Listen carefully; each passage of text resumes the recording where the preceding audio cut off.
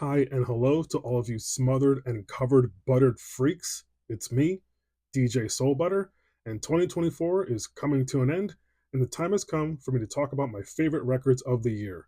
And according to Apple Music, I've listened to about 2,000 records, give or take, and I've dwindled it down to my top 15 favorites. So here we go.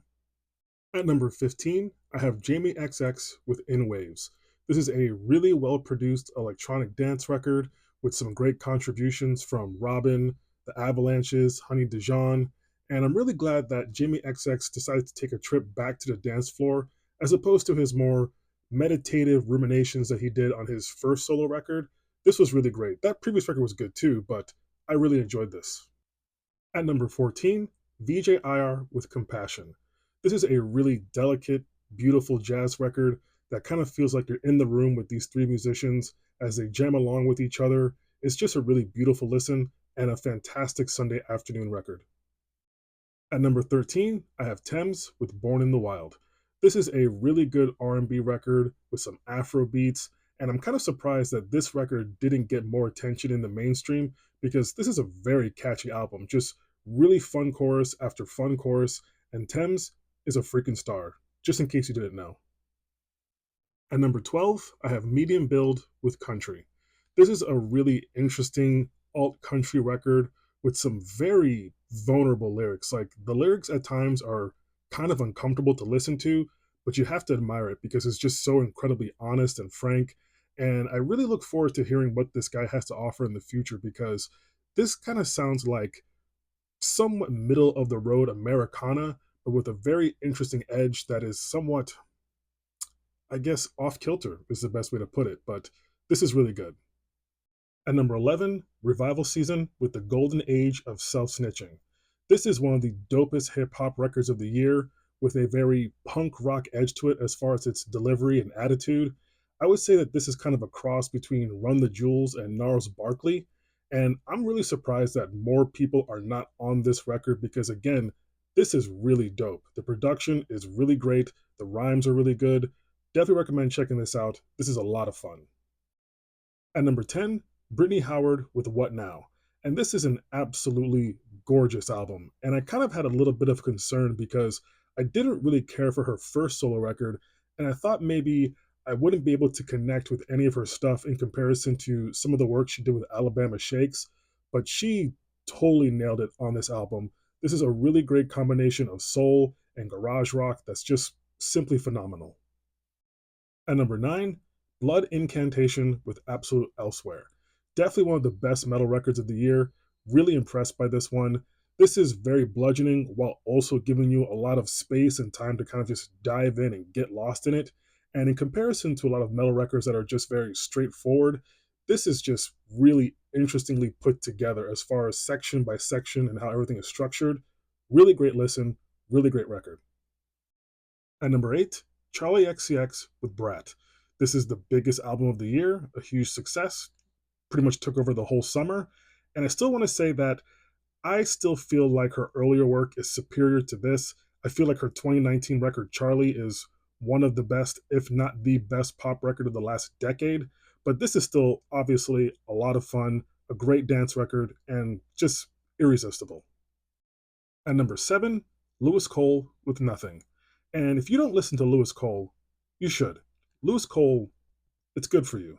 And I feel like the best way to describe his music in general is beautifully absurd. And this record is a great example of that. There's a lot of compositions on here that are just absolutely gorgeous, but at the same time, there are many moments that are just straight up funny, make you think.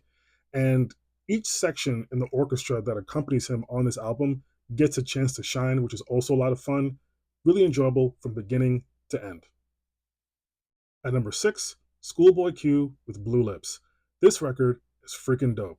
Schoolboy Q, I think, is underrated. I mean, a lot of people like him, a lot of people appreciate him, but I still feel like this record did not get the kind of acclaim that it truly deserved.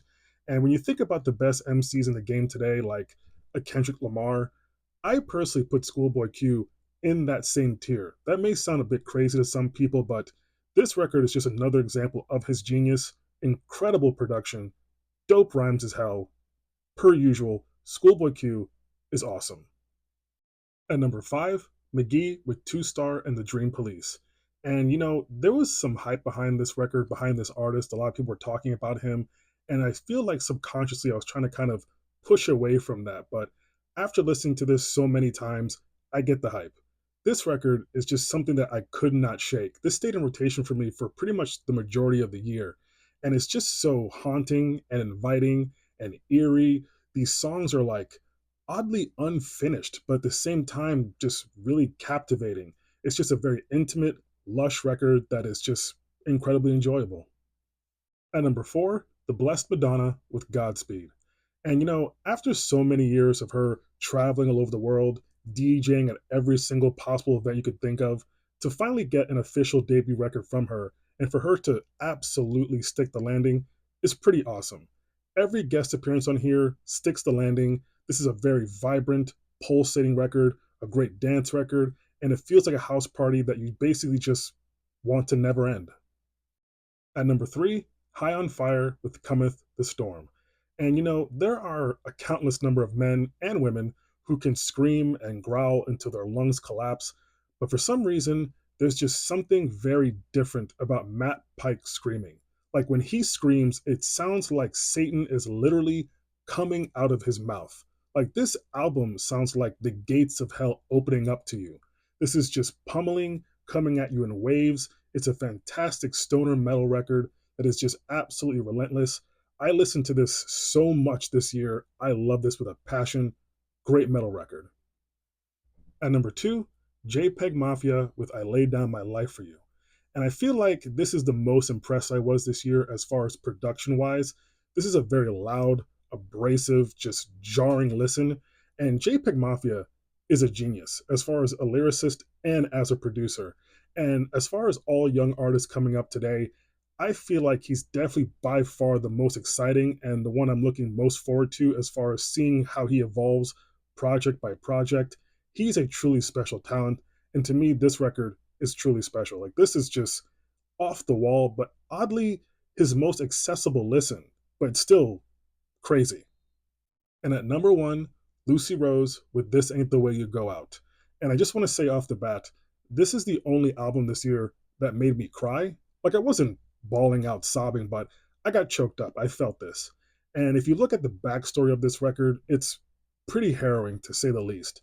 And this is just a really gorgeous indie pop record with some mild elements of electronic music. And, to me, this is a very special piece of art. Like, this is just absolutely gorgeous. And you don't have to also read between the lines when it comes to the content of this record. This is very straightforward. She's telling you exactly what she's going through, exactly what she's feeling, all the heavy emotional strife that she's going through. This just really hit me to the core for some reason. I just couldn't shake this record. It's just really moving and sweeping from beginning to end. And this is my favorite record of the year. Lastly, I'd like to send a thank you to all of you who've chosen to follow me, watch my videos, all the engagement, the messages, the comments. This has been a really cool experiment to kind of find a new outlet to express my love and passion for music. This is just something I wanted to try out, and I don't regret doing it. Like, this has been really cool. I feel like 90% of the interactions I've had with all of you have been pretty friendly, fair, and pragmatic. So I thank you for that. And I also want to send a special thank you to my wonderful wife. She's going to be upset that I posted a picture of her, but this picture perfectly encapsulates who she is as a person, and I mean that in the best possible way. As always, thank you so much for watching. Peace, love, butter.